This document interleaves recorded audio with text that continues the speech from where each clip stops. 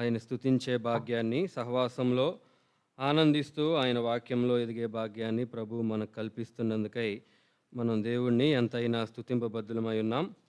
ఈ రాత్రి వాక్య ధ్యానానికి సహాయకరంగా కొత్త నిబంధనలో నుంచి అపోస్తులుడైన పౌలు తిమోతికి రాసిన మొదటి పత్రిక 3వ అధ్యాయం.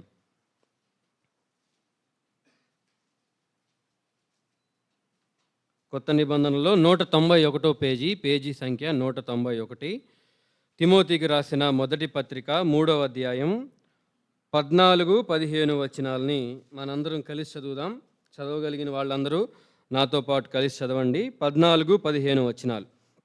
శీఘ్రముగా నీ యొద్దకు వత్తునని నిరీక్షించుచున్నాను.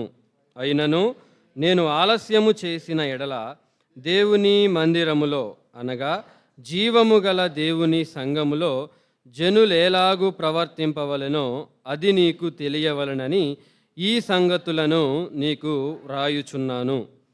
15వ వచనాన్ని నేను మరలా చదువుతున్నాను. అయినను నేను ఆలస్యం చేసిన ఎడల దేవుని మందిరములో అనగా జీవము గల దేవుని సంఘములో జనులేలాగు ప్రవర్తింపవలెనో అది నీకు తెలియవలనని ఈ సంగతులు నీకు వ్రాయుచున్నాను. దేవుని మందిరములో అనగా జీవము గల దేవుని సంఘములో జనులేలాగు అన్న దగ్గర 5వ నెంబర్ వేస్తుంది కదండి. కింద ఫుట్నోట్లో ఏమనుంది అక్కడ? నీవేలాగు ప్రవర్తింపవలెనో అది నీకు తెలియవలనని ఈ సంగతులను నీకు వ్రాయుచున్నాను. వ్యక్తిగతంగా దేవుని మందిరములో జీవము గల దేవుని సంఘములో తిమోతి నువ్వు ఎలా ప్రవర్తించాలో ఈ సంగతులు నీకు రాస్తున్నాను. సంఘంలో ఉన్న ప్రజలుగా ఆ సంఘంతో సహవాసం చేస్తూ మీరందరూ కలిసి జీవము గల దేవుని సంఘంలో ఉన్నారు కదా, మీరందరూ జీవము గల దేవుని సంఘంలో ఎలాగూ ప్రవర్తించాలో ఆ విషయాలు మీకు తెలియజేయటానికి ఈ సంగతులను నేను వ్రాస్తున్నాను అని భక్తుడైన పౌలు తిమోతికి రాసిన మొదటి పత్రికలో ఆ విషయాలు మనం చదువుకున్నాం. ప్రభునందు ప్రియులారా, మనం ఈ నెలలో బైబిల్ స్టడీస్లో ఆలోచన చేస్తున్న సంగతి కూడా అదే కదా. దేవుని సంఘంలో ఎలాగూ ఉండాలి. గత వారంలో ఏ విషయాలు ఆలోచన చేశారనంటే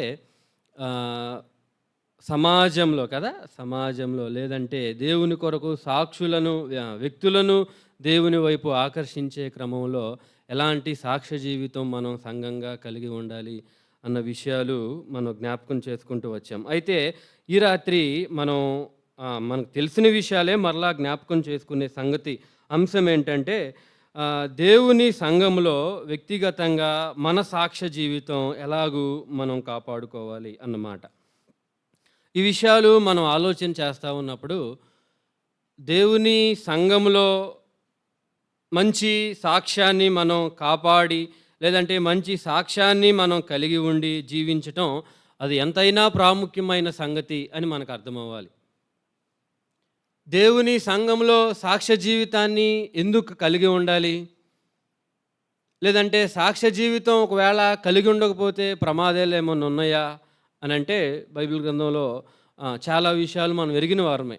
కొరింథీ పత్రికలో ఆ సాక్ష్య జీవితాన్ని ఆ కొరింథీ సంఘంలో వాళ్ళు కలిగి ఉండకపోవటాన్ని బట్టి ఎన్ని అనర్థాలు లేదంటే ఎన్ని అపార్థాలు, దేవుని నామానికి ఎంత అవమానకరమైన సంగతులు ఆ సంఘాల్లో చోటు చేసుకున్నాయో ఆ పత్రికలు చదివిన మనం ఎరిగిన వారమే, ఆ సంగతులు విన్నవారమే మనం చాలాసార్లు. అయితే ఈ విషయాలన్నీ మనం అర్థం చేసుకుంటున్నప్పుడు దేవుని సంఘంలో అనగా జీవము గల దేవుని సంఘములో సాక్ష్య జీవితం కలిగి ఉండటం అనేది అది ఎంతైనా ప్రాముఖ్యమైన సంగతి. అయితే ఎందుకు సాక్ష్య జీవితాన్ని కలిగి ఉండాలి?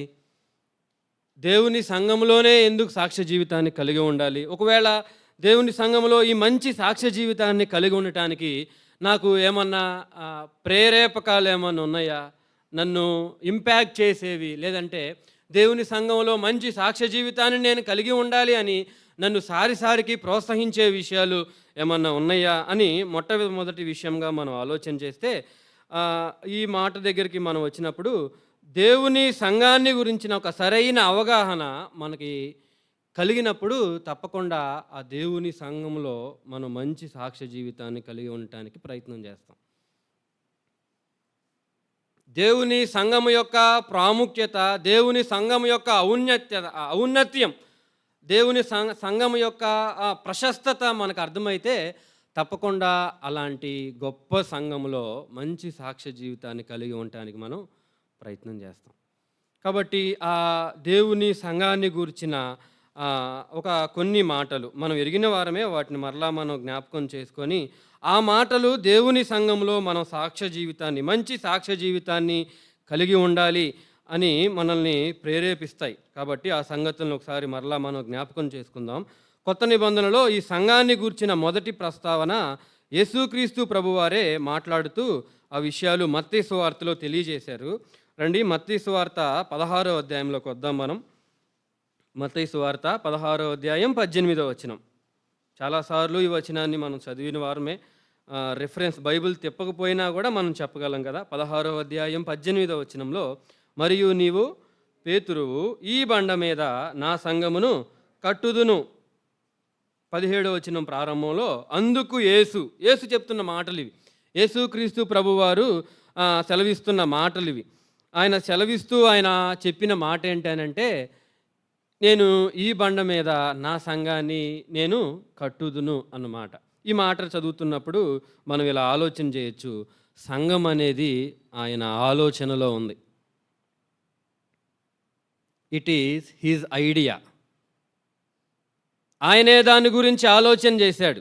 సంఘం అనేది ఆయన ఆలోచన. అది ఆ పేతురు ఆలోచన కాదు, లేదంటే ఆయనతో పాటు ఉన్న ఆయన శిష్యుల ఆలోచన కాదు. ఇది ఎవరి ఆలోచన? సాక్షాత్తుగా యేసుక్రీస్తు ప్రభువారి ఆలోచనే. కాబట్టి ఆయన ఆలోచనలో నుంచి పుట్టింది ఈ సంఘం అని మనకు అర్థమైనప్పుడు, ఇలాంటి సంఘంలో నా మట్టుకు నేను మంచి సాక్ష్య జీవితాన్ని నేను కలిగి జీవించాలి అని మనం పురికొల్పబడాలి. ఈ విషయాన్ని మనం ఇలా రాసుకుందాం, లేదంటే ఇలా మన మనసులో వేసుకుందాం. సంఘం అనేది ఆయన ఆలోచన. It is his idea. తర్వాత సంఘాన్ని గురించిన మరికొన్ని విషయాలు భక్తులు రాస్తూ ఆ మాటలు తెలియజేశారు. అయితే అపోస్తుల కార్యాల్లో నుంచి కూడా ఈ సంగతిని మనం ఎరిగిన వారమే. వచనం తీయకపోయినా మనం చెప్పగలం. ఇది అపోస్తుల కార్యాల గ్రంథం 20వ అధ్యాయం 28వ వచనం. అపోస్తుల కార్యముల గ్రంథం 20వ అధ్యాయం 28వ వచనం ఏమనుంది అక్కడ? దేవుడు తన స్వరక్తం ఇచ్చి సంపాదించిన తన సంఘం. మనం ఈ మాటలో ఇలా అనుకుందాం, ఇట్ ఈజ్ హిజ్ ఇన్వెస్ట్మెంట్. దేవుడే దానికి పెట్టుబడి పెట్టాడు కదా. ఎలా పెట్టుబడి పెట్టాడు? తన స్వరక్తం ద్వారా దేవుడు ఈ సంఘాన్ని ఏర్పాటు చేశాడు. ఇన్వెస్ట్మెంట్ పెట్టింది ఆయనే. ఐడియా ఎవరిది? ఆయనదే. ఇన్వెస్ట్మెంట్ ఎవరిది? ఆయనదే. కాబట్టి ఇది ఆయన సంపాదించుకున్న సంఘం, లేదంటే ఆయన పెట్టుబడి పెట్టిన సంఘం అని ఆ మాట మన ఆలోచనలోకి వచ్చినప్పుడు మనలో కలగాల్సిన తీవ్రమైన ఆశ ఏంటంటే, అలాంటి సంఘములో నేను మంచి సాక్ష్య జీవితాన్ని కలిగి ఉండాలి. ఒకటి, అది ఆయన ఆలోచన సంఘం అనేది. రెండోది, అది ఆయన పెట్టుబడి సంఘం అనేది. తర్వాత మరొక మాటను కూడా మనం ఆలోచన చేస్తే రండి, కొలసీ పత్రికలో ఒక మాట మనం చదువుకుందాం. కొలసీలకు రాసిన పత్రిక మొదటి అధ్యాయం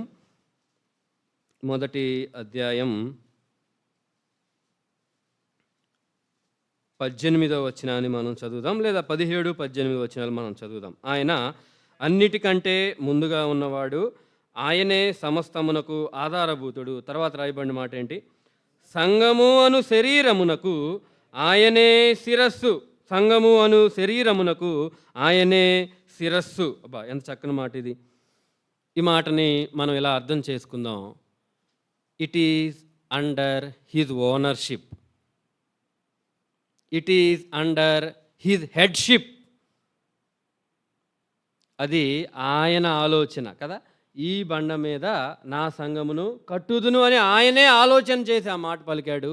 ఆ మాటను మనం జ్ఞాపకం చేసుకున్న ప్రతిసారి ఆ సంఘములో ఉన్న నేను ఒక గొప్ప సాక్ష్యం, ఒక మంచి సాక్ష్యాన్ని నేను కలిగి ఉండాలన్న ఆ ప్రోత్సాహం మనలో కలగాలి. రెండో మాట ఏంటి?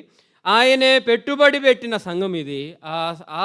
ఆ సంగతిని, ఆ విషయాన్ని మరలా మనం జ్ఞాపకం చేసుకున్నప్పుడు మనలో ఆ ప్రోత్సాహమైన ఆలోచన మనలోకి రావాలి. తర్వాత మూడో మాటగా మనం జ్ఞాపకం చేసుకుందాం, ఈ సంఘం ఎవరి ఓనర్‌షిప్‌లో ఉంది, ఎవరి హెడ్‌షిప్‌లో ఉంది. ఈ సంఘం అనే శరీరానికి శిరస్సు ఎవరు అంటే ఆయనే. ఆయనే ఓనర్. ఆయనే ఓనర్. ఆయనే ఇన్వెస్టర్. ఇన్వెస్ట్‌మెంట్ పెట్టింది ఆయనే. ఐడియా చేసింది ఆయనే. ఓనర్‌షిప్ చేస్తుంది కూడా ఆయనే. ఓనర్‌షిప్ ఉంది కూడా ఆయన దగ్గరే. ఈ విషయాన్ని మనం మరలా జ్ఞాపకం చేసుకుంటున్నప్పుడు మనలో కలగాల్సిన ఆలోచన ఏంటంటే, ఇలాంటి సంఘంలో నేను ఒక మంచి సాక్ష్య జీవితాన్ని కలిగి ఉండాలి. మాత్రమే కాదు, మరికొన్ని సంగతులు మనం ఎరిగిన సంగతులే మరలా మనం జ్ఞాపకం చేసుకుందాం.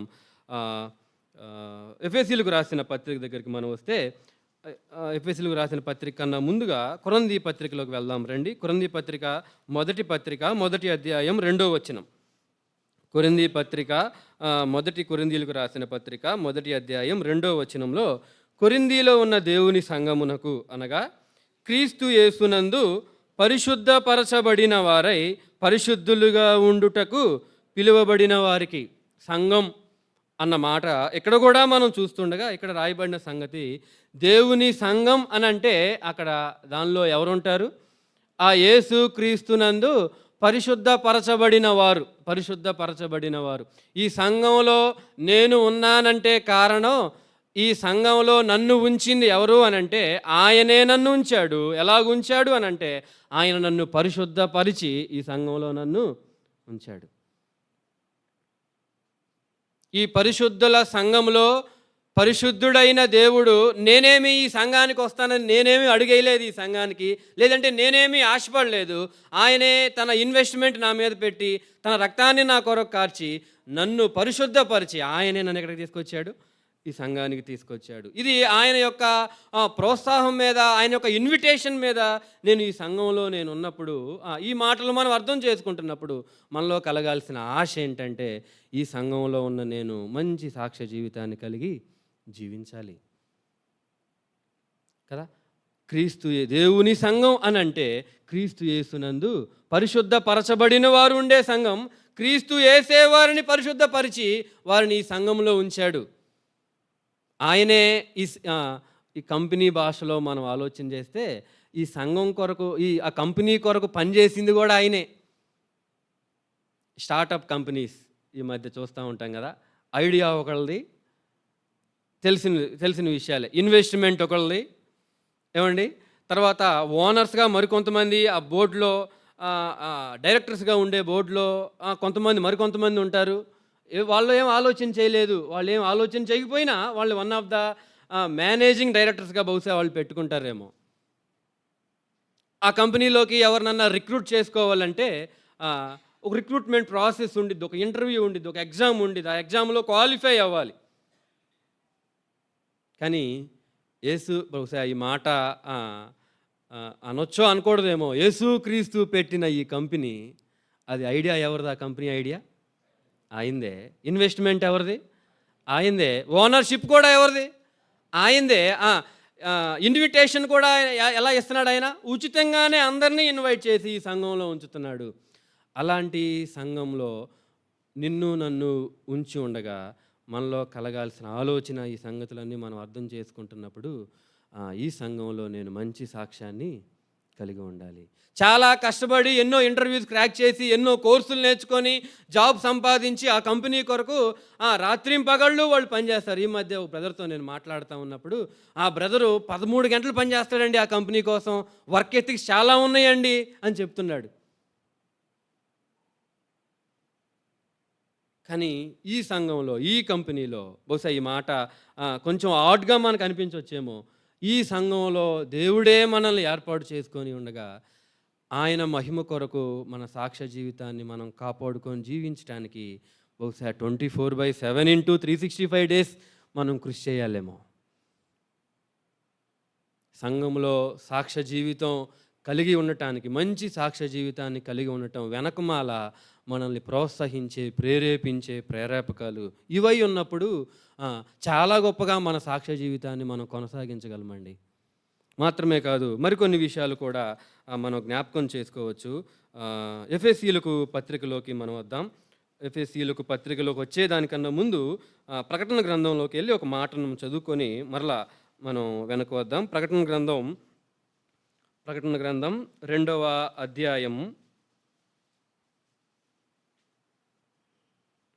మొదటి వచనాన్ని మనం చదువుదాం. ప్రకటన గ్రంథం 2వ అధ్యాయం మొదటి వచనం. ఎఫెసులో ఉన్న సంఘపు దూతకు ఇలాగు రాయుము, 7 నక్షత్రములు తన చేత కుడి చేత పట్టుకొని 7 దీపస్తంభముల మధ్య సంచరించువాడు చెప్పు సంగతులు ఏమనగా. ఈ విషయాన్ని కూడా మనం ఎన్నోసార్లు చదివిన వారమే, జ్ఞాపకం చేసుకున్న వారమే. ఇక్కడ మనం ఆలోచన చేస్తే 7 దీపస్తంభములు అంటే ఏంటి? ఆ పైనే మనం చదివితే ఆ దీపస్తంభములు ఆ 7 సంఘములే అన్న మాట 1వ అధ్యాయం 20వ వచనంలో ఆ 7 సువర్ణ దీపస్తంభములు 7 సంఘములుగా అన్న మాటను మనం చదువుతాం. ఆఖరిలో ఉండేది 20వ వచనం ఆఖరిలో ఆ 7 దీపస్తంభములు ఏమనుంది? 7 సంఘములు. అయితే ఇక్కడ మనం చదువుకున్నాం, 7 నక్షత్రములు తన కుడి చేత పట్టుకొని ఏం చేస్తున్నాడు? ఈయన సంఘాల మధ్య సంచరిస్తూ ఉన్నాడు. మనం బాగా ఎరిగిన లేఖన భాగం ఏంటి? ఎక్కడ 2, 3 నా నామమున కూడి ఉంటారో వారి మధ్య ఎవరుంటారు? ఈ సంఘం కొరకు ఐడియా ఇచ్చాడే ఆయన. ఈ సంఘం కొరకు ఇన్వెస్ట్మెంట్ పెట్టాడే, ఈ సంఘానికి ఓనర్గా ఉన్నాడే ఆయనే వచ్చి అక్కడ ఉంటాడంటండి. మనం ఎరిగిన వారమే.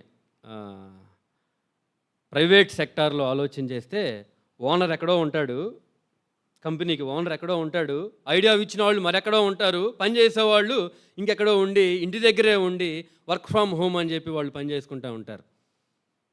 కానీ ఈ సంఘం దేవుడు ఆలోచనలో నుంచి పుట్టిన సంఘం, దేవుడు పెట్టుబడిలో నుంచి పుట్టిన సంఘం, దేవుని అధికారం కింద కొనసాగుతున్న సంఘం, దేవుడే ఆహ్వానిస్తున్న సంఘం, దేవుడే సంఘస్థులను సిద్ధపరుస్తున్న సంఘంలో ఎవరు ఉంటున్నారంటే సాక్షాత్తు ఆయనే ఉంటున్నాడు. ఈ సంఘంలో యేసు ప్రభు సంచారం చేస్తున్నాడు అన్న మాట మన జ్ఞాపకానికి వచ్చిన ప్రతిసారి మనలో కలగాల్సిన ఆలోచన, ఆశ ఏంటంటే ఈ సంఘంలో ఉన్న నేను మంచి సాక్ష్య జీవితాన్ని కలిగి జీవించాలి కదా. 7 దీపస్తంభములు మధ్య సంచరించువాడు చెప్పు సంగతులేమనగా. ఇది మరొక మాటగా, మరొక ప్రోత్సాహంగా మనం ఆలోచన చేస్తూ మరొక మాటను మనం ఎఫెసీ పత్రికలో నుంచి మనం చదువుదాం. ఇందాక నుంచి ఎఫెసీ పత్రిక అంటున్నాను కానీ మనం అక్కడికి వెళ్ళలేకపోతున్నాం.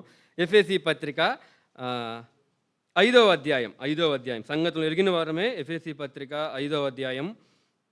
అక్కడ కూడా మనం కొన్ని విషయాలు మనం ఆలోచన చేసిన వారమే ఇప్పటి వరకు. 25, 27 వచనాలు కలిసి ఉన్నాయి కదా. 25 నుంచి 27 వరకు వచనాలు. పురుషులారా మీరును మీ భార్యలను ప్రేమించుడి. ఆ తర్వాత రాయబడిన మాట ఏంటి? క్రీస్తు కూడా సంఘమును ప్రేమించి. ఈ సంఘాన్ని ప్రేమిస్తున్నది కూడా ఎవరో? ఆయనే.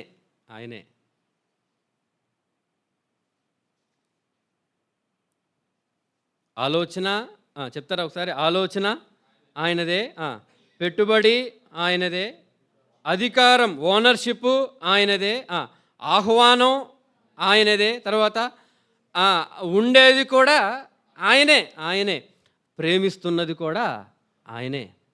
సంఘాన్ని ప్రేమిస్తున్నాడు. అక్కడ కింద వచనాలు మనం చదివితే ఆయన దాన్ని వాక్యముతో అన్న మాట ఉంది కదా అక్కడ 27వ వచనంలో. వాక్యముతో ఉదక స్నానము చేత దానిని పవిత్రపరిచి అన్నమాట మనం చదువుతాం కదా. దానిని క్లీన్ చేస్తుంది, దాన్ని పవిత్రపరుస్తుంది కూడా. అబ్బా, కల్మషాలు, దోషాలు, అవిధేయతలు, లోపాలు ఇవన్నీ కనబడుతున్నప్పుడు కడిగి పవిత్రపరుస్తుంది కూడా ఎవరు? ఆయనే. భక్తుడైన యోహాను మొదటి పత్రిక రాస్తూ, మన పాపములను మనము ఒప్పుకొనిన ఎడల ఆయన నమ్మదగిన వాడును నీతిమంతుడును కనుక మన పాపములను క్షమించి సమస్త దుర్నీతి నుండి మనలను పవిత్రులుగా చేసేది ఆయనే. పవిత్రపరుస్తుంది కూడా ఎవరండి? ఆయనే. ఆఖరి మాటగా మనం ఆలోచన చేద్దాం. ఈ సంఘం కొరకు రేపు వివాహం చేసుకోవటానికి రాబోతుంది కూడా ఆయనే. ఈ విషయాలన్నీ మరలా మనం జ్ఞాపకం చేసుకుంటున్నప్పుడు మనలో పుట్టాల్సిన ఆలోచన, ఆశ ఏంటంటే ఇలాంటి సంఘంలో నేను ఒక మంచి సాక్ష్య జీవితాన్ని కలిగి జీవించాలి.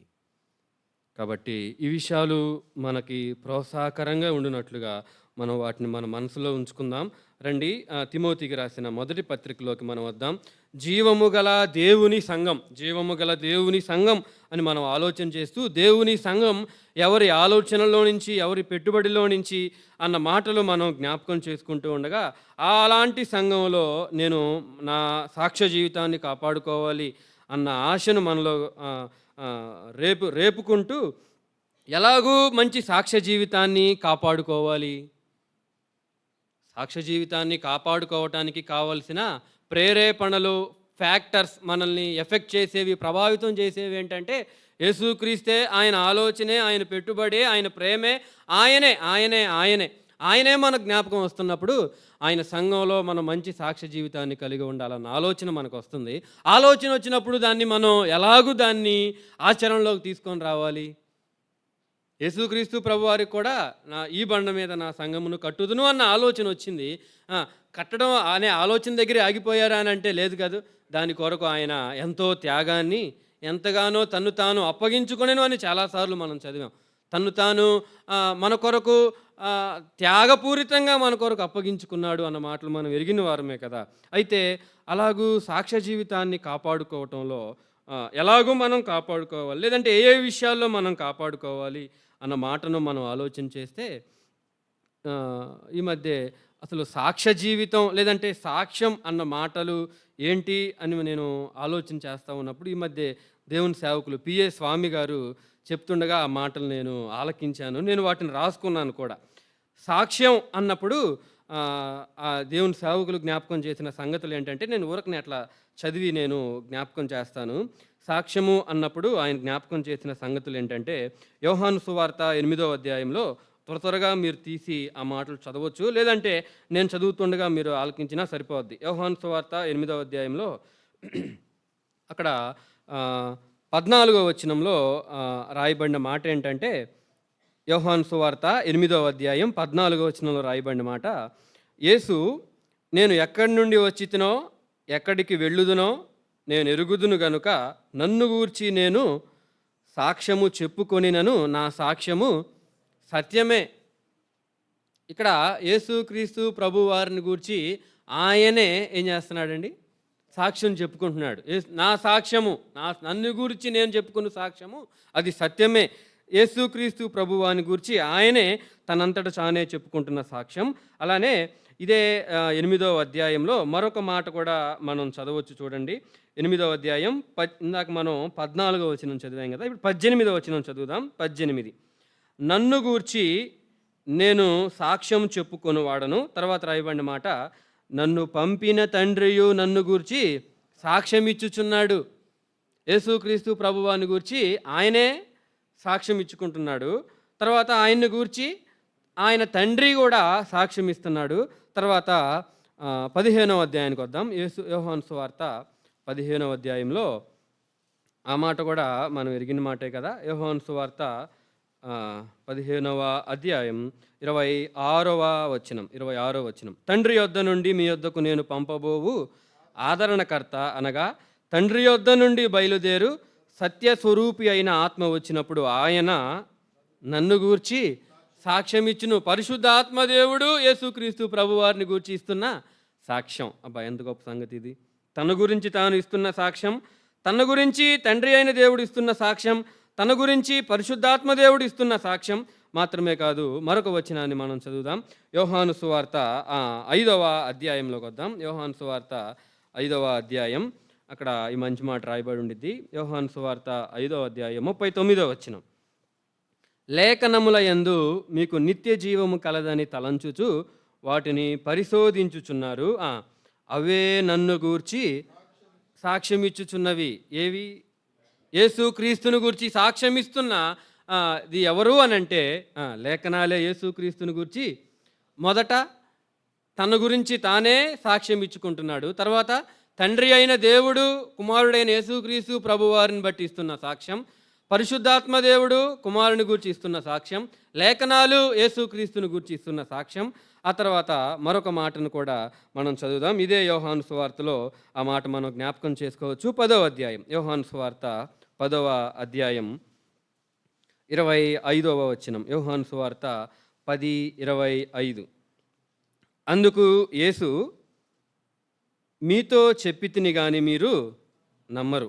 నేను నా తండ్రి నామమందు చేయుచున్న క్రియలు నన్ను గూర్చి సాక్ష్యమిచ్చుచున్నవి. యేసుక్రీస్తుని గూర్చి సాక్ష్యమిస్తున్నవి ఏంటి? యేసుక్రీస్తు ప్రభువారు ఈ భూలోకంలో ఉండగా ఆయన చేసిన క్రియలు. ఎప్పుడూ కూడా ఇదే తిమోతి పత్రికలో కూడా రాస్తూ, ఒకళ్ళ ఇద్దర నోట ఆ మాట పలికితేనే దాన్ని, ఇద్దరు ముగ్గురు సాక్షులుంటే 5వ అధ్యాయంలో తీనవసరం లేదులేండి, తిమోతికి రాసిన మొదటి పత్రిక 5వ అధ్యాయం 19వ వచనంలో, ఇద్దరు ముగ్గురు సాక్షులుంటేనే కానీ ఆ సాక్ష్యాన్ని మీరు నమ్మొద్దు, ఆ సాక్ష్యాన్ని మీరు నమ్మాలి. ఒకళ్ళ మీద బేస్ చేసుకొని ఇచ్చే సాక్ష్యం అది ఎంతైనా నమ్మదగినది కాదు కదా. కోర్టుల్లో, పోలీస్ స్టేషన్లో కూడా సాక్షులు ఎంతమంది కావాలి? ఒకళ్ళని పిలుస్తారు ఎప్పుడైనా? ఒకళ్ళకన్నా ఎక్కువ ఖచ్చితంగా ఉండాల్సిందే. వాళ్ళ ఆధార్ కార్డు, వాళ్ళ పాస్పోర్ట్ ఫోటో. ఎప్పుడన్నా పొలం రిజిస్ట్రేషన్ చేయించినా కానీ అక్కడ కూడా, ఏదన్నా స్థలం రిజిస్ట్రేషన్ చేయించిన అక్కడ కూడా సాక్షులు ఇద్దరు ముగ్గురు ఉండాల్సిందే, మినిమం ఖచ్చితంగా ఇద్దరు ఉండాల్సిందే. కానీ యేసుక్రీస్తుని గురించి ఇస్తున్న సాక్ష్యం ఎంతమంది నోట నుంచి వచ్చిందండి? అది తన గురించి తాను ఇస్తున్న సాక్ష్యం, తన గురించి తండ్రి అయినా దేవుడు ఇస్తున్న సాక్ష్యం, తన గురించి పరిశుద్ధాత్మ దేవుడు ఇస్తున్న సాక్ష్యం, తన గురించి లేఖనాలు ఇస్తున్న సాక్ష్యం, తన గురించి తన క్రియలు ఇస్తున్న సాక్ష్యం. తర్వాత సంగతి మనం ఎరుగుదాం. అపోస్తుల కార్యాల్లో తనను గురించి తను వెంబడిస్తున్నవారు, తను వెంబడించిన వారు అపోస్తలులు ఇచ్చిన సాక్ష్యం కూడా మనం ఎరుగుదాం. అయితే ఈ జీవము గల దేవుని సంఘములో మంచి సాక్ష్య జీవితం మనం కలిగి ఉండాలి. లేదు నేను మంచి సాక్ష్య జీవితం కలిగి ఉన్నాను అని దానికి రుజువు ఏంటంటే, నా సాక్ష్య జీవితాన్ని గురించి నేను చెప్పుకోవటం కాదు, నా సాక్ష్య జీవితాన్ని నేను ప్రొక్లెయిమ్ చేసుకోవటం కాదు, కనీసం ఇద్దరు ముగ్గురైనా నా సాక్ష్య జీవితాన్ని గురించి తన నోట ఆ మాటలు పలకాలి. అప్పుడే మన సాక్ష్యం అది ఆమోదయోగ్యమైన సాక్ష్యంగా మనం అర్థం చేసుకోవచ్చు. కాబట్టి అలాంటి యేసుక్రీస్తు వారి యొక్క ఆలోచనలో నుంచి పుట్టిన సంఘం, అలాంటి యేసుక్రీస్తు ప్రభువారు ఆయన పెట్టిన పెట్టుబడిలో నుంచి పుట్టిన సంఘంలో మనం మంచి సాక్ష్య జీవితాన్ని కలిగి ఉండాలి అన్న సంగతులు మనం ఆలోచన చేస్తున్నప్పుడు, ఈ సమయంలో మనం ఆలోచన చేద్దాం ఏ ఏ విషయాల్లో సాక్ష్య జీవితాన్ని మనం కలిగి ఉండాలి. చాలా సంగతులు మనం ఎరిగిన వారమే. అయితే ఈ తిమోతికి రాసిన మొదటి పత్రికలో నుంచి కొన్ని మాటలు మన మనసులో వేసుకోవాలని నేను ఆశపడుతున్నాను. 15వ వచనంలో మనం చదువుకున్న మాటే, దేవుని మందిరములో అనగా జీవము గల దేవుని సంఘములో జనులు ఎలాగు ప్రవర్తింపవలెనో అన్న మాట మనం చదువుతాం కదా. జనులు ఎలాగు అన్న మాట దగ్గర ఫుట్ నోట్ వేసి రాయబడిన మాట, నీవేలాగు ప్రవర్తింపవలెనో. ఇక్కడే మనం ఈ వచనమే చెప్పకనే మనతో చెప్పే మాట ఏంటంటే, జీవము గల దేవుని సంఘంలో మన సాక్ష్య జీవితాన్ని మనం చాలా జాగ్రత్తగా కాపాడుకోవాలి. ఏ విషయాల్లో కాపాడుకోవాలని అంటే, మొట్టమొదటి మాట, మన ప్రవర్తన విషయంలో మన సాక్ష్య జీవితాన్ని ఏం చేయాలి? అందుకే ఈ సంగతులు నీకు రాస్తున్నాను. అక్కడ రాయబడిన మాట అదే కాదు, జీవము గల దేవుని సంఘములో జనులు ఎలాగూ ఏమనుంది అక్కడ? ప్రవర్తింపవలెనో. ఎలాగూ వాక్యం చెప్పవలెనో ఈ సంగతులు నీకు రాస్తున్నాను అని మాట లేదు. ఎలాగూ లేదంటే ఇంకేమన్నా పరిచర్య చేయాలని ఈ సంగతులు నీకు రాస్తున్నాను రాయలేదులే, కానీ ఎలాగూ ప్రవర్తించాలో, మంచి సాక్ష్య జీవితం కలిగి ఉండటం అని అంటే మంచి ప్రవర్తన జీవితం మనం కలిగి ఉండటమే. ఈ తిమోతికి రాసిన మొదటి పత్రికను మనం అర్థం చేసుకుంటే మనం ఎరిగిన వారమే. ఈ పత్రిక తిమోతికి ఎవరు రాశారు? తెలిసిన వారమే మనం. ఎవరు? పౌలు రాశారు. తిమోతి ఎక్కడున్నాడు అప్పుడు? ఈ పత్రిక తిమోతి ఎక్కడుండి ఈ పత్రికను రిసీవ్ చేసుకున్నాడు? ఎఫెసు పట్టణంలో ఉండి, ఎఫెసు సంఘములో ఉండి ఈ పత్రికని పౌలు దగ్గర నుంచి అందుకున్నాడండి. రండి అదే మాట 1వ అధ్యాయంలో మనం చదువుకోవచ్చు. 1వ అధ్యాయం 3, 4 వచనాలు కలిసి ఉన్నాయి కదా. 3, 4 వచనాలు నేను త్వరగా చదువుతున్నాను. నేను మాసిదోనియాకు వెళ్ళుచుండగా సత్యమునకు భిన్నమైన బోధ చేయవద్దనియు, కల్పనా కథలను, మితములేని వంశావళులను, విశ్వాస సంబంధమైన దేవుని ఏర్పాటుతో కాక వివాదములతోనే సంబంధం కలిగి ఉన్నవి గనుక వాటిని లక్ష్య పెట్టవద్దనియు కొందరికి ఆజ్ఞాపించుటకు నీవు ఎఫెసులో నిలిచి ఉండవలనని నిన్ను హెచ్చరించిన ప్రకారము ఇప్పుడును, గతంలో పౌలు ఎఫెసులో తిమోతిని హెచ్చరించాడు. అయ్యా, నువ్వు ఎఫెసుకి వెళ్తే మంచిది, ఎఫెసులో ఉండి నువ్వు పరిచర్య చేస్తే మంచిది అని హెచ్చరించాడు. ఆ హెచ్చరిక మాటలు అందుకున్న పౌలు తిమోతి ఎక్కడికి వచ్చాడు? ఎఫెసుకు వచ్చాడు. ఎఫెసులో ఉండి పరిచర్య, అక్కడ నుండి సంఘంలో నడుస్తూ సంఘంలో విశ్వాసగా ఎదుగుతూ ఉన్న క్రమంలో మరలా తిమోతికి తన చివరి కాలంలో రాసిన పత్రిక. అందుకే ఈ తిమోతికి రాసిన 2 పత్రికలని, తీతు పత్రికలని ఏమని పిలుస్తారంటే కాపరి పత్రికలు, పాస్టోరల్ ఎపిజల్స్ అంటారు. పౌలు తన జీవితం చివరి కాలంలో ఈ పత్రికలు రాసినట్లుగా మనం ఆ సంగతులు ఇప్పటికే ఎరిగిన వారం కదా. ఎఫెసు సంఘములో ఉన్న తిమోతికి ఎఫెసు సంఘములో ఉన్న జనులు ఎలాగూ ప్రవర్తించాలి, ఆ సంఘములో ఉన్న నీవెలాగూ ప్రవర్తించాలి, ప్రవర్తనా జీవితం మన సాక్ష్య జీవితానికి ఒక చక్కటి ఉదాహరణ అండి. అయితే ప్రవర్తన ఎవరి పట్ల, ఎలాంటి ప్రవర్తన మనం కలిగి ఉండాలి? చాలా అద్భుతంగా ఈ యవనస్తుడైన తిమోతికి, లేదంటే బహుశా కొంచెం ఎదుగుతూ ఒక వయసుకు వచ్చిన తిమోతికి, దేవుని సంఘంలో ఉన్న తిమోతికి తన తండ్రిగా లేదంటే తన నాయకుడిగా పౌలు చెప్తున్న మాటలు, నీ ప్రవర్తనా జీవితం సంఘంలో జాగ్రత్తగా కాపాడుకో తిమోతి. ఎవరితో ఎలా మాట్లాడాలి? రండి 5వ అధ్యాయానికి వద్దాం. తిమోతికి రాసిన మొదటి పత్రిక 5వ అధ్యాయంలో మొదటి వచనం ఏమనుంది? వృద్ధుని గద్దింపక తండ్రిగా భావించి అన్నమాట. చాలా తర్వాత మాటలు మనకి ప్రస్తుతానికి సందర్భాన్ని బట్టి మనం చదువుకోకపోయినా, వృద్ధుల పట్ల నీ ప్రవర్తన జాగ్రత్తగా చూసుకో తిమోతి. రండి అలానే ఇంకా మనం కిందకు వస్తే అలానే అధ్యాయం అంతా మనం ఆ విషయాలే రాయబడి ఉంటాయి. 2వ వచనం అన్నదమ్ములని ఏమనుంది అక్కడ? యవ్వనులను అంటే యవనస్తులైన పురుషులతో నీ ప్రవర్తన జాగ్రత్తగా కాపాడుకో తిమోతి అంటూ అక్కడ తర్వాత రాయబడిన మాట ఏంటి?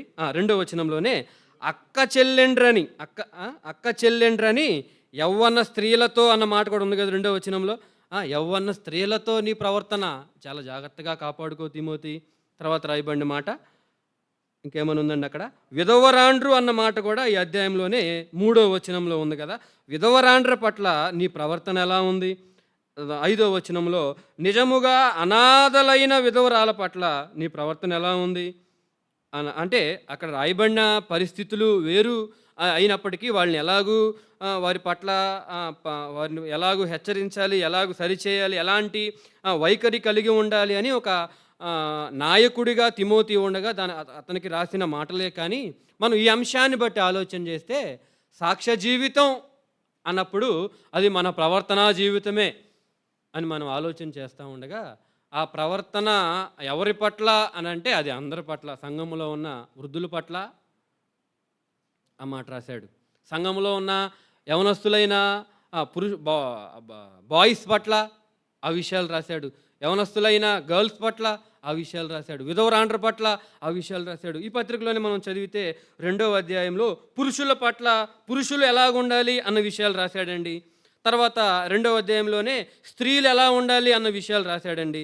తర్వాత 3వ అధ్యాయంలోనే అధ్యక్షులు లేదంటే ఏమంటారు పెద్దలు ఎలా ఉండాలి ఆ విషయాలు, పెద్దల పట్ల ఎలాంటి వైఖరి ఉండాలి ఆ విషయాలు రాశాడండి. పరిచారకులుగా ఎలాగ ఉండాలి ఆ విషయాలు రాశాడండి. సంఘంలో ఉన్న వారందరి పట్ల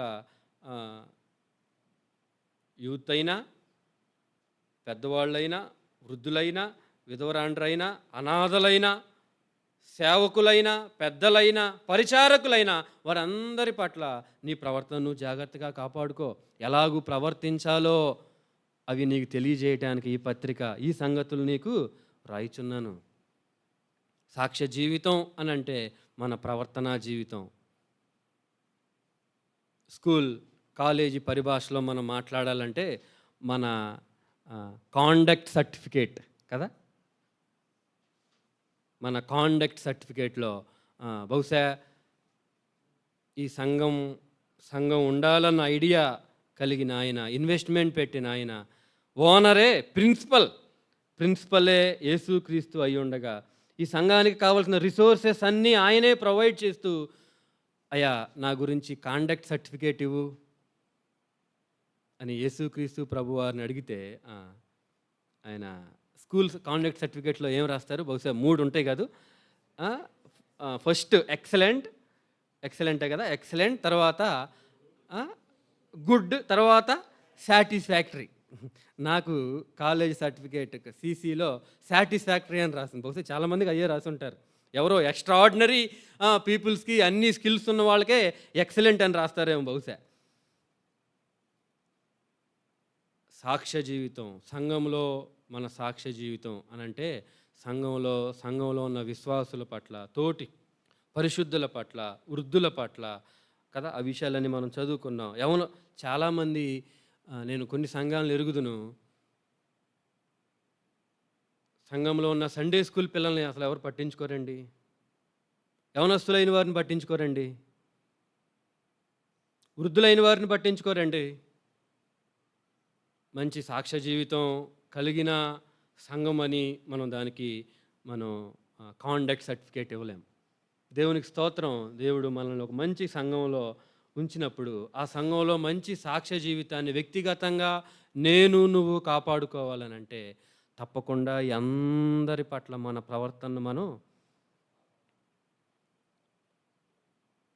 ఓ ప్రశ్న మనలో వేసుకుందాం. ఈ సంఘంలో సండే స్కూల్ పట్ల నా ప్రవర్తన, సండే స్కూల్ పిల్లల పట్ల నా ప్రవర్తన ఎలా ఉంది? సండే స్కూల్ పరిచర్య పట్ల నా ప్రవర్తన ఎలా ఉంది? యవనస్తుల పట్ల, ఇంకా రక్షణ పొందని యవనస్తులు, వారి పట్ల మన ప్రవర్తన ఎలా ఉంది? దాన్ని బట్టే దేవుడు మన కాండక్ట్ సర్టిఫికేట్ మనకి ఇస్తాడనుకుంటా బహుశా. సంఘంలో జరుగుతున్న ఈ కార్యక్రమాల పట్ల, సంఘంలో మనం కలిగి ఉంటున్న రకరకాల సందర్భాల పట్ల, వాటిల్లో ఆనందకరమైన సందర్భాలు ఉంటాయి, బాధాకరమైన సందర్భాలు ఉంటాయి, కొన్ని క్లిష్టకరమైన సందర్భాలు కూడా ఉంటాయి. అలాంటి పరిస్థితుల్లో మన ప్రవర్తనా జీవితం ఎలా ఉంది? తిమోతి, జీవము గల దేవుని సంఘంలో నీవెలాగూ ప్రవర్తించాలో ఈ సంగతులు నీకు రాస్తున్నాను. సాక్ష్య జీవితం కాపాడుకోవటం అని అంటే మన ప్రవర్తనా జీవితాన్ని మనం కాపాడుకోవటమే. కాబట్టి ఈ మాటను మనం ఆలోచన చేసుకుంటూ మన మనసుకు తీసుకుందాం ఈ మాట. ఆ తర్వాత చాలా విషయాలు మనం ఆలోచన చేయొచ్చులే, కానీ మరొక మాటనే ఊరకనే అట్లా మనం జ్ఞాపకం చేసుకొని మనం ముగించుకుందాం. తిమోతికి రాసిన మొదటి పత్రికలో నుంచే ఈ మాటను మనం చదువుకుందాం. చూడండి, తిమోతికి రాసిన మొదటి పత్రిక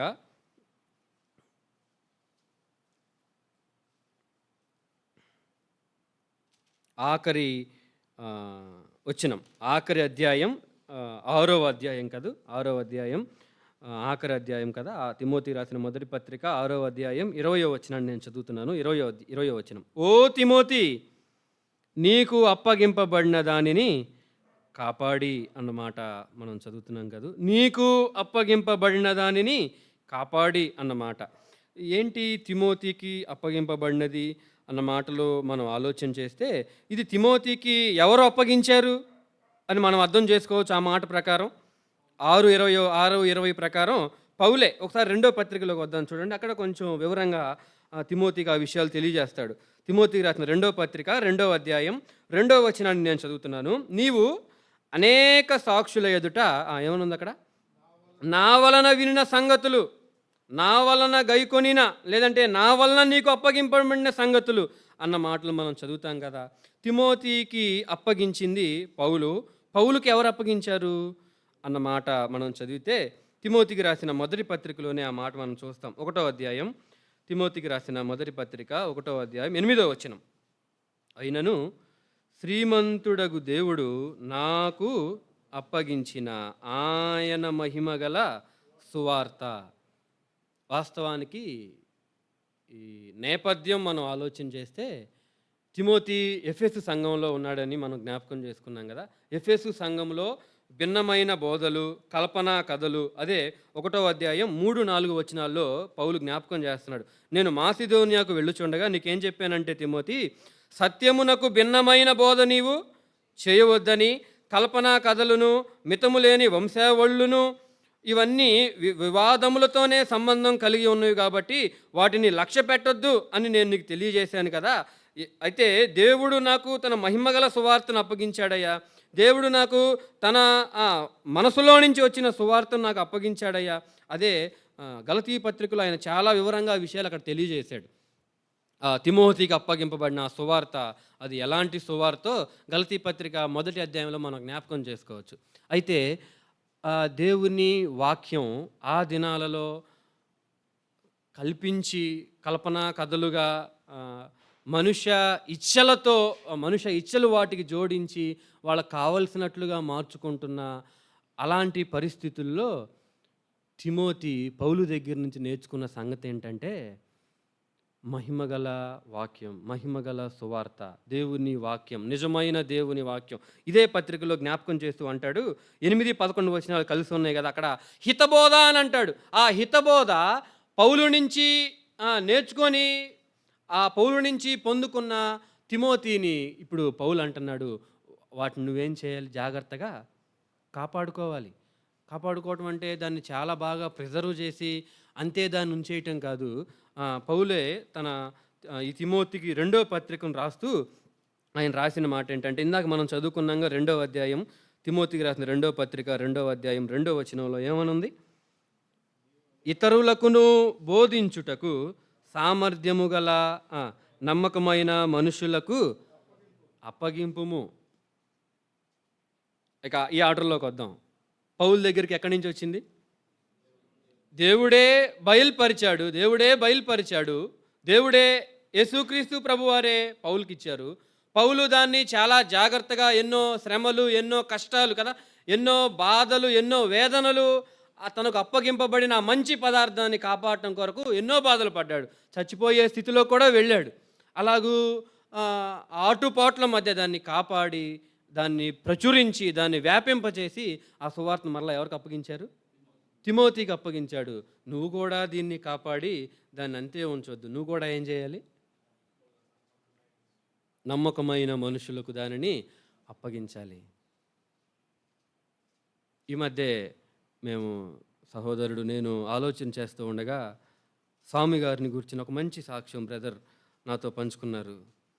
నేడు ఈ భిన్న బోధలు, లేని బోధలు, బైబిల్కి వ్యతిరేకమైన బోధలు వస్తున్న రోజుల్లో స్వామి గారు ఒక మంచి Bible institute, grace Bible study centre, బహుశా దాని పేరు అదే కాబోలు, అది పెట్టి ఎంతోమందికి హితబోధ, వాక్యానికి అనుగుణమైన బోధ వారికి వివరించి తెలియజేస్తున్న సంగతులు నాకు అర్థమైనప్పుడు, అలాంటి సేవకులను బట్టి నీకు స్తోత్రం ప్రభువా అని నేను నా మనసులో దేవుని స్తుతించాను.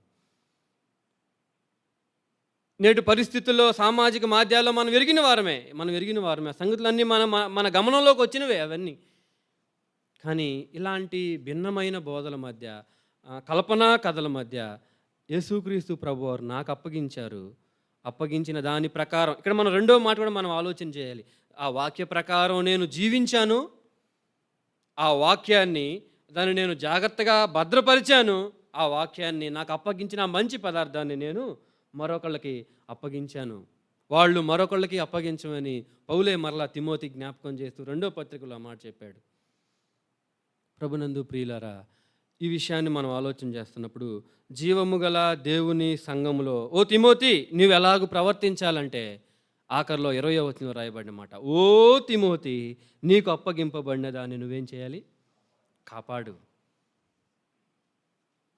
చెప్పండి, ఈ వాక్యాన్ని కాపాడటం అనంటే భౌతికంగా మనం ఈ బైబిల్కి అట్లేసో లేదంటే చినిగిపోతే దాన్ని బైండింగ్ చేసో అలా దాన్ని కాపాడటం కాదు. అది మన జీవితాల్లో దాన్ని మన హృదయాల్లో భద్రపరుచుకొని దాన్ని మనం కాపాడుకోగలుగుతున్నామా? నేను కాపాడుకోగలుగుతున్నానా? మనం ఇలా చెప్పుకుందాం, సంఘంలో సాక్ష్య జీవితం అనంటే ఒకటి మన ప్రవర్తనా జీవితం అని మనం జ్ఞాపకం చేసుకున్నాం. రెండోది మన వాక్యానుసారమైన జీవితమే మన సాక్ష్య జీవితం.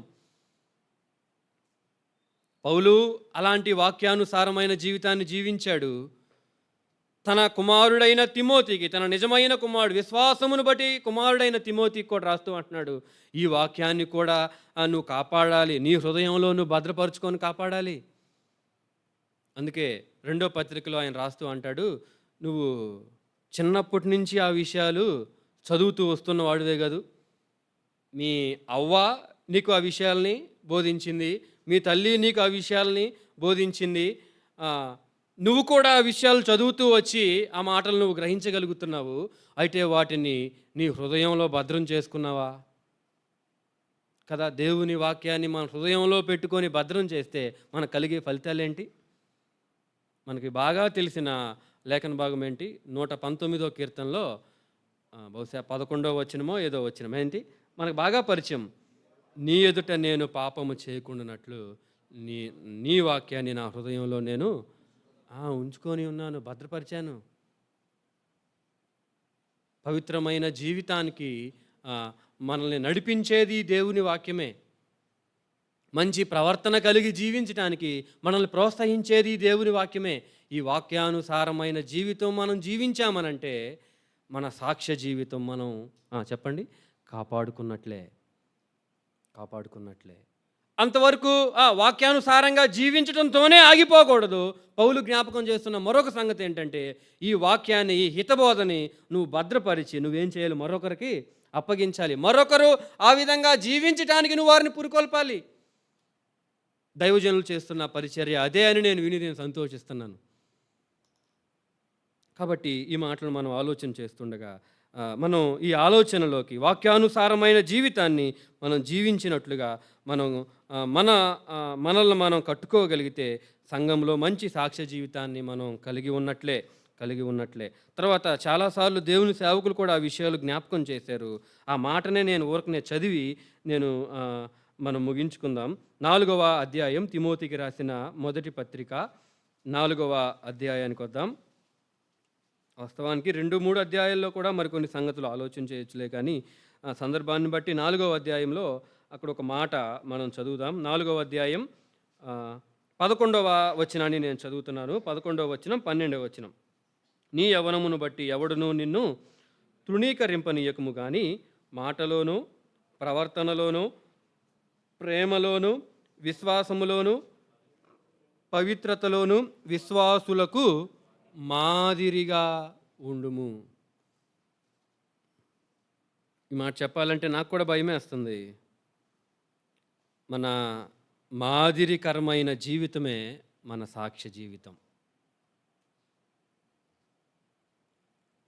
మన తోటి వారికి, మన సంఘంలో ఉన్న యవనస్తులకి, మన సంఘంలో ఉన్న వృద్ధులైన వారికి, మన సంఘంలో ఉన్న సండే స్కూల్ పిల్లలకి మనం మాదిరి కలిగి జీవించే ఆ జీవితం మనం కాపాడుకోగలిగితే మన సాక్ష్య జీవితాన్ని మనం కాపాడుకున్నట్లే. పౌలు తిమోతి, నేను నా సాక్ష్య జీవితాన్ని నేను కాపాడుకున్నాను, నా పరుగు నేను కడముట్టి పెంచబోతున్నాను, నేను జీవ కిరీటాన్ని నేను పొందుకోవటానికి వెడలిపోబోతున్నాను. నువ్వు సంఘంలో ఉన్న నువ్వు మాదిరికరమైన జీవితం కలిగి జీవించు. నాకు ఆశ్చర్యం కలిగించే సంగతి, నా మనసులో చాలా ఆనందాన్ని పుట్టించే సంగతి ఏంటంటే, ఫిలిప్పీ పత్రికలో మనం చదివితే, ఇప్పుడు మనం ఏం చదవనవసరం లేదు, ఆ విషయాలు మనం ఎరిగిన వారమే. అక్కడ ఫిలిప్పీ పత్రికలో పౌలు ఫిలిప్పీ సంఘాన్ని గురించి రాస్తూ అన్నమాట ఏంటంటే, అసలు మిమ్మల్ని జ్ఞాపకం చేసుకున్నప్పుడల్లా నాకేం కలుగుతుంది? నాకు ఆనందం కలుగుతుంది, నాకు సంతోషం కలుగుతుంది. అసలు మీరే, మరొక చోట రాస్తూ అంటాడు, మీరే నాకు అతిశయ కారణం అంటాడు.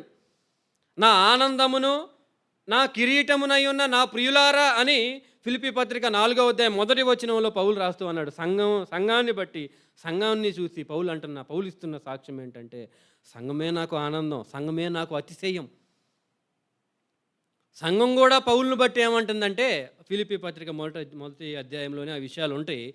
యేసుక్రీస్తునందు నిన్ను బట్టి మేము అతిశయిస్తున్నామయ్యా అని సంఘం కూడా పౌలుని బట్టి అతిశయిస్తున్నారండి.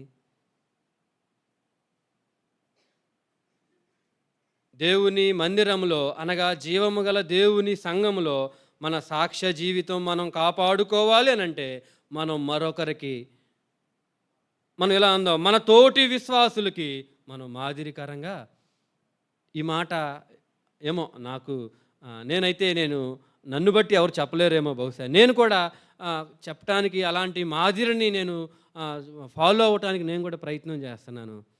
పలానా సహోదరుని బట్టి నాకు అతిశయమండి, నాకు ఆనందమండి. పలానా సహోదరిని బట్టి, పలానా అక్కను బట్టి, పలానా అన్నను బట్టి నేను ఎంతో ఆనందిస్తానండి. నా అతిశయం అండి వాళ్ళు ఉంటే చాలా బాగుండిద్ది. వాళ్ళ సహవాసం ఉంటే చాలా బాగుండిద్ది.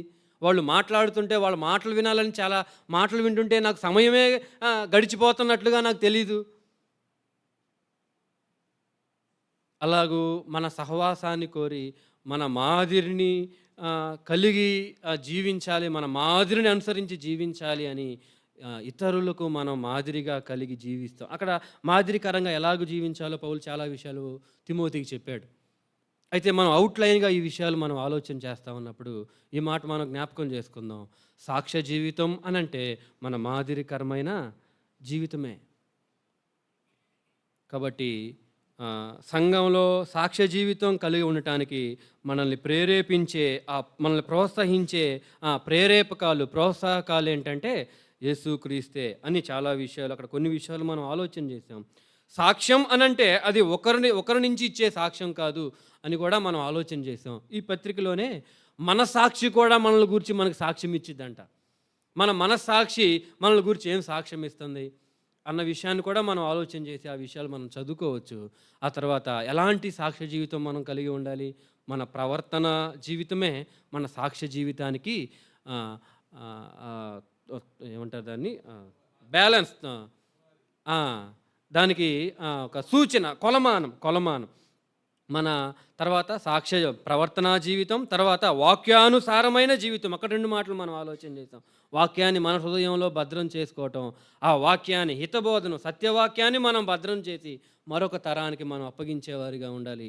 3వది మన మాదిరికరమైన జీవితం. ఈ పౌలు తిమోతీలు ఇలాగూ జీవించి సంఘానికి క్షేమాన్ని కలిగించారు.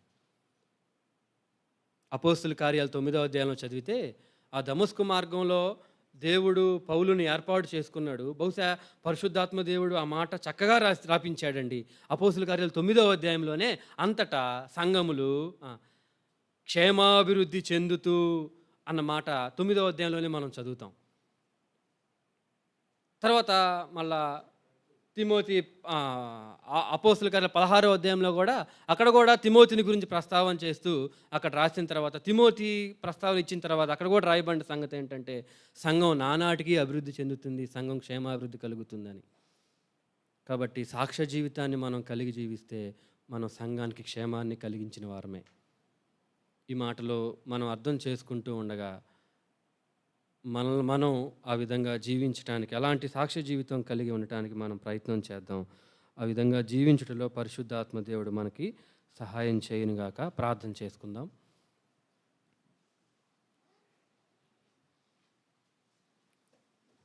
సర్వాధికారి అయిన స్తోత్రార్హుడు అయిన మా ప్రియ పరలోకపు తండ్రి,